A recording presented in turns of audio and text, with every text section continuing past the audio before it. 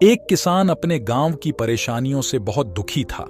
किसी ने उसे अपने दुखों के निवारण के लिए बुद्ध की शरण में जाने को कहा, जो कुछ दिनों के लिए यहां से कुछ दूर एक गांव में आए हैं, वह निश्चय ही तुम्हारे सब दुखों का निवारण करेंगे।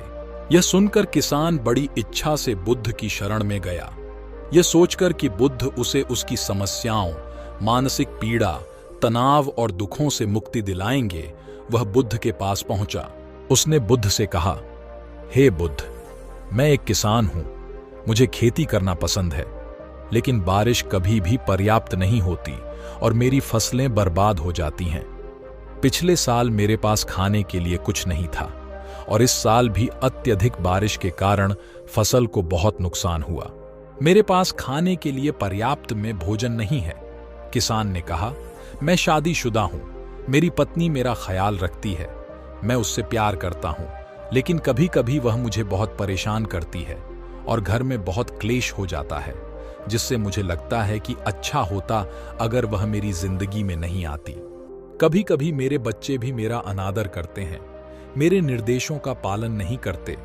किसान लगातार बुद्ध को अपने दुखमय जीवन के बारे में ऐसी तमाम बातें बता रहा है। बुद्ध उस दुखी किसान की समस्या को ध्यान से सुनते रहे। अपनी जिंदगी की सारी परेशानियां बताने के बाद जब उन्हें राहत महसूस हुई तो वह चुप हो गए। अब उसके पास बताने के लिए कोई और समस्या नहीं बची थी। अब वह चुपचाप बैठकर बुद्ध की ओर देख रहा था और अपनी समस्या का समाधान पाने के लिए बुद्ध के उत्तर की प्रतीक्षा कर रहा था। लेकिन बुद्ध चुप थे। किसान ने फिर कहा, हे बुद्ध, मैं आपकी शरण में आया हूं, कृपया मेरे जीवन की इन समस्याओं का समाधान करें। बुद्ध ने कहा, मैं तुम्हारी कोई मदद नहीं कर सकता। किसान आश्चर्यचकित होकर बोला, अरे, यह आप क्या कह रहे हैं? सब कहते हैं कि आप सबके दुख दूर कर देते हैं, तो क्या तुम मेरी समस्याएं हल नहीं करोगे? इसलिए कि मैं एक गरीब किसान हूं। बुद्ध ने कहा, मुश्किलें हर किसी के जीवन में आती हैं। जीवन में दुख और परेशानियां आना स्वाभाविक है। व्यक्ति के जीवन में अक्सर उसके कर्मों के अनुसार परिस्थितियां बदलती रहती हैं, जिससे सुख, दुख, निराशा और क्रोध आता है। नए रिश्तों का बनना, पुराने रिश्तों का बिगड़ना, रिश्तों में मिठास और कड़वाहट, ये सब सामान्य है। यह जीवन का हिस्सा है और यह जीवन का चक्र है। हकीकत तो ये है कि हम सभी के जीवन में 83 प्रकार की कठिनाइयां हैं।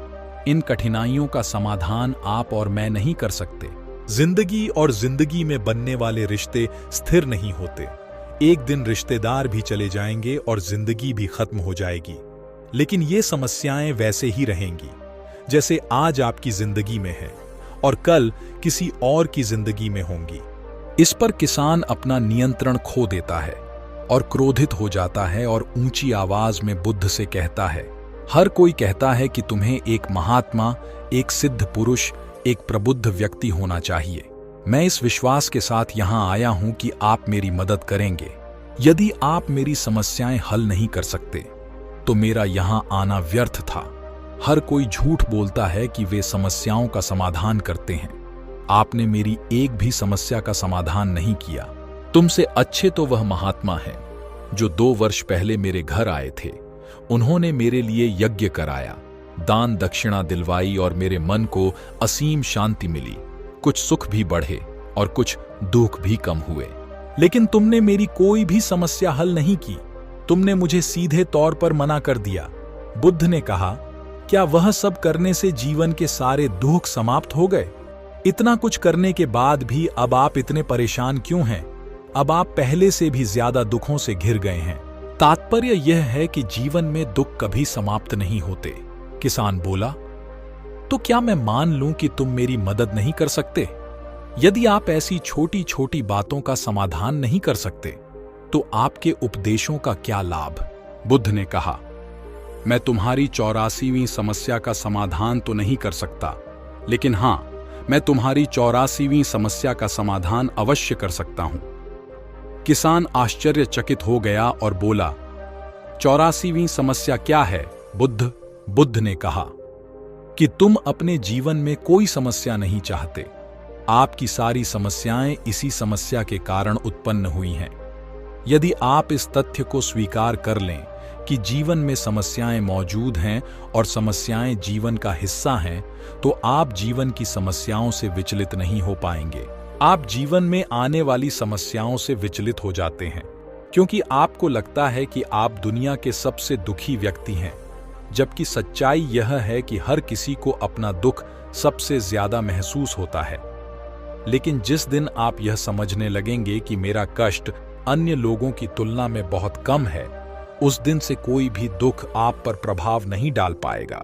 जब तक आप नहीं चाहेंगे कि आपके जीवन में कोई परेशानी ना आए और आप हर दुख दर्द से बचे रहें, तो यह संभव नहीं है।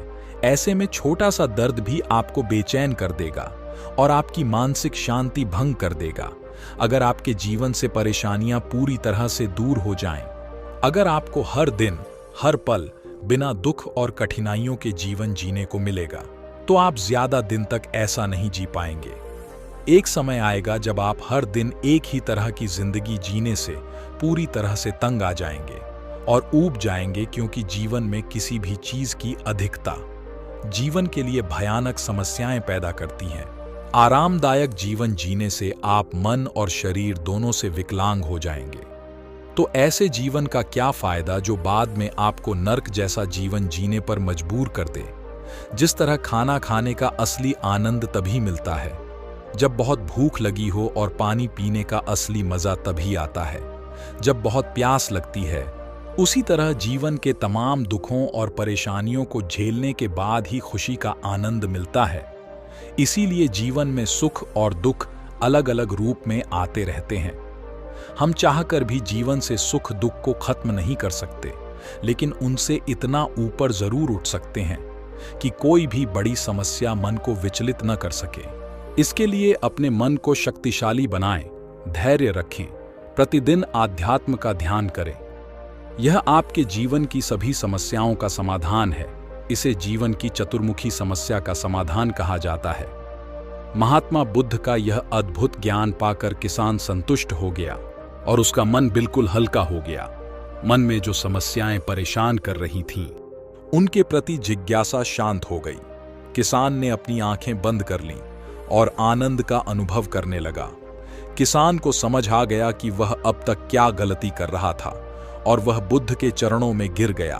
तो दोस्तों, मुझे उम्मीद है कि महात्मा बुद्ध की इस कहानी के माध्यम से आपके जीवन की कई समस्याएं समाप्त हो गई होंगी या कुछ समस्याओं का समाधान मिल गया होगा।